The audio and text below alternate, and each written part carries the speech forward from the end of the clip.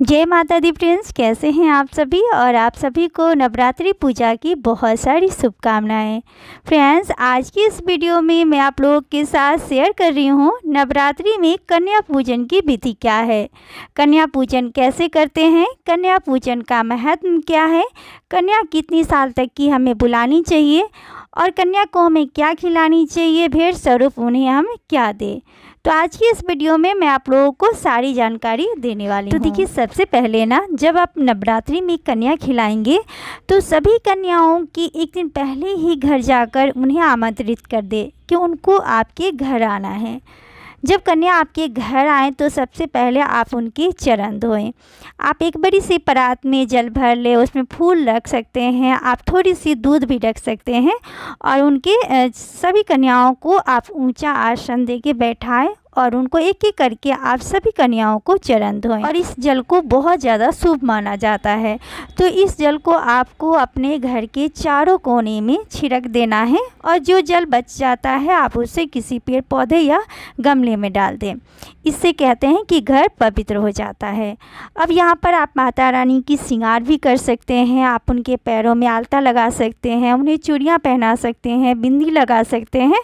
आप यहाँ पे अपने इच्छा अनुसार आपको जैसे अच्छा लगे आप माता रानी को यहाँ पर सजा सकते हैं। और कन्याएं की एज कितनी होनी चाहिए, तो कन्या जितनी छोटी से छोटी हो उतना ही अच्छा माना जाता है। 2 साल की कन्या हो, 5 साल की कन्या हो, ये बहुत ही अच्छा माना जाता है। वैसे हम 10 साल के नीचे तक की कन्या को खिला सकते हैं, ये अच्छा माना जाता है। लेकिन 5 साल के नीचे का कन्या का बहुत ज़्यादा ही महत्व होता है। और कन्या हमें कितनी खिलानी चाहिए, तो कन्या वैसे तो हमें 9 कन्या खिलानी चाहिए। 9 कन्या ही खिलाई जाती है नवरात्रि में, क्योंकि हम माता के 9 रूप की पूजा करते हैं, इसलिए हम 9 कन्या खिलाते हैं। तो अगर आप 9 कन्या खिला रहे हैं तो एक आप लड़की को भी बुला ले, क्योंकि एक लड़का भी बुलाया जाता है, उसको लांगुर बोला जाता है। तो आप एक लड़का बुला ले और 9 कन्या बुला ले। लेकिन अगर आपको 9 कन्या नहीं मिलती हैं तो आप जितनी भी आपको कन्या मिल जाए आप उतनी कन्या को आप अपने घर बुला ले, उनका स्वागत करें और जो कन्या नहीं आई हैं उनके आप प्लेट लगा दें और वो प्लेट आप या तो कहीं किसी को दान कर दें या जो कन्या आई हैं उनको ही आप उनके घर ले जाने के लिए आप दे सकते हैं। अब कन्याओं को भोजन क्या कराना चाहिए, तो भोजन देखिए, आप बिना लहसुन प्याज वाला भोजन कुछ भी आप माता रानी को कन्याओं को खिला सकते हैं। बस प्याज लहसुन का भोजन नहीं होना चाहिए। लेकिन अगर आपके घर पर नमक नहीं खाई जाती है तो आप पूरी हलवा खिला सकते हैं, पूरी खीर खिला सकते हैं, आप कुछ फल खिला सकते हैं। लेकिन जो भी खिलाएं आप उनको पूरा आहार दें ताकि वो आपके घर से खुश होकर जाए। और जाते समय आप उनके हाथ में भी कुछ देकर भेजें। आप चाहें तो उन्हें कुछ फल दे सकते हैं, आप कुछ पैसे दे सकते हैं, आप उन्हें कुछ अनाज दे सकते हैं ताकि वो घर जाकर भी जो है वो खा सके और वो प्रसन्न हो के आपके घर से जाए। और आप जो भी माता रानी को आप कन्या को यहाँ पे खिलाने के लिए बनाए हैं, तो सबसे पहले आप अपने घर में जो माता रानी की चौकी बिठाए हैं आप वहाँ पे सभी खाना को आप पहले भोग लगा दें। उसके बाद सभी कन्याओं को आप यहाँ पर भोजन परोसें।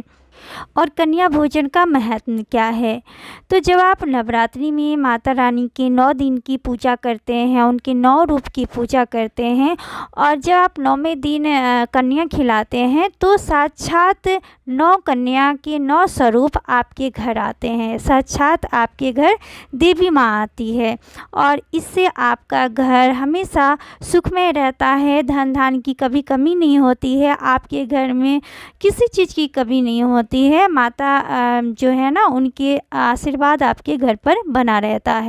और उसके बाद देखिए, जब आप कन्याओं को अपने घर बुलाएंगे खिलाने के लिए तो कन्या के पास में ही बैठकर आप उनके पास बैठकर उन्हें पूछ पूछ कर खिलाएं और ऐसे खिलाएं जैसे कि सामने माता रानी ही बैठी हो, उतनी ही प्यार से उन्हें आप खिलाएं।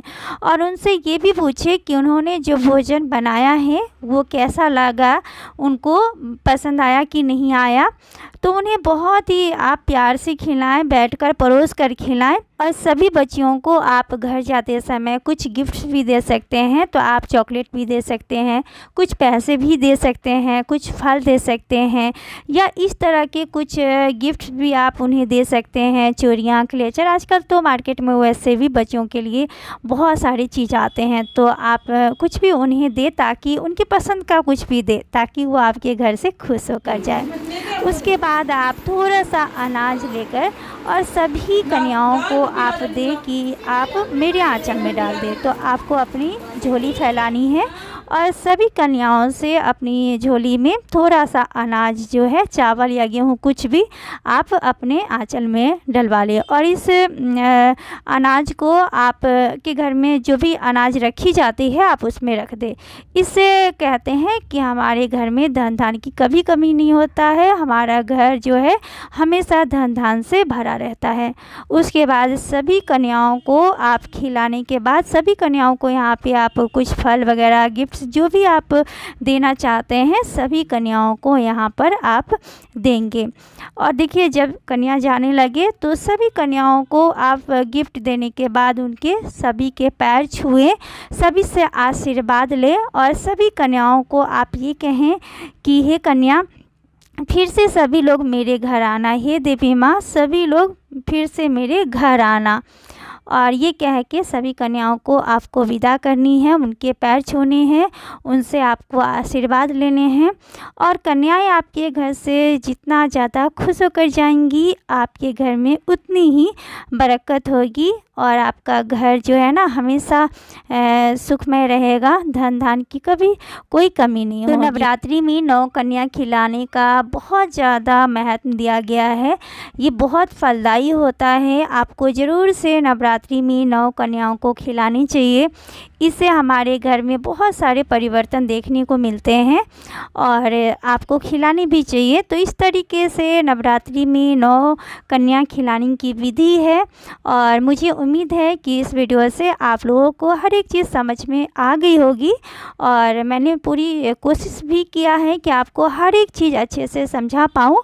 फिर भी अगर कुछ रह गया हो जो कि आपको समझ में नहीं आया है, आपको कुछ पूछना है, जानना है, तो आप हमें कमेंट कर सकते हैं और मेरी तरफ से हर कमेंट का रिप्लाई होगा। मैं आपकी हर कमेंट का जवाब देने की पूरी कोशिश करूंगी। और ये वीडियो देखने के लिए और अपना समय देने के लिए आप सभी को दिल से धन्यवाद।